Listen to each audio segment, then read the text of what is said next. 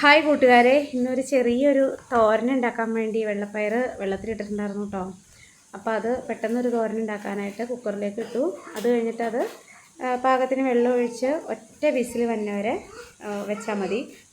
വെള്ളത്തിലിട്ടത് കൊണ്ടേ അപ്പോൾ ആവശ്യത്തിനുള്ള ഉപ്പ് ഇട്ടു, ഒരു നുള്ളു മഞ്ഞൾപ്പൊടി ഇട്ട് അതൊന്ന് വേവിക്കാൻ വെച്ചു കേട്ടോ. അപ്പോൾ ഒറ്റ വിസിൽ കൊണ്ട് തന്നെ പയർ വെന്തോളും. അങ്ങ് വെന്തുടയുമില്ല, കാരണം തലേദിവസം ഇട്ടതല്ല, ഒരു 3-4 മണിക്കൂർ മുമ്പേ ഇട്ടുള്ളൂ കേട്ടോ. അപ്പോൾ ഒറ്റ വിസിൽ വന്നു.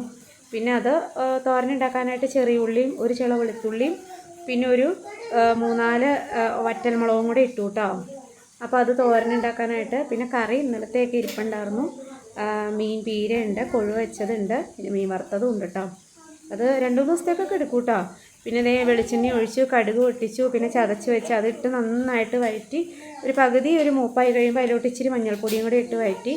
അപ്പോഴത്തേനും ഇതേ കുക്കറിൽ ഇത് വെന്തിരിക്കുന്നുണ്ട് കേട്ടോ. പാകത്തിന് വെന്തിരിപ്പുണ്ട്, വെന്തങ്ങ് ഉടയാണ്ട്. അത് ഇച്ചിരി വെള്ളമുണ്ട്, അത് അതേപടി അങ്ങ് ഇട്ടിട്ട് ഇനി ആ മസാലയായിട്ട് യോജിക്കണമല്ലോ. അപ്പോൾ അതും കൂടെ ഇട്ട് നന്നായിട്ട് ഇളക്കിയിട്ട് ഒന്ന് വെള്ളം വറ്റിച്ചെടുത്തു. അപ്പോഴത്തേക്കും നമ്മുടെ സൂപ്പർ വൻപയർ മെഴുക്കുവരട്ടി റെഡിയായിട്ട്. തേങ്ങയൊന്നും വേണ്ട. അപ്പോൾ എല്ലാവരും സപ്പോർട്ട് ചെയ്യണേ. താങ്ക്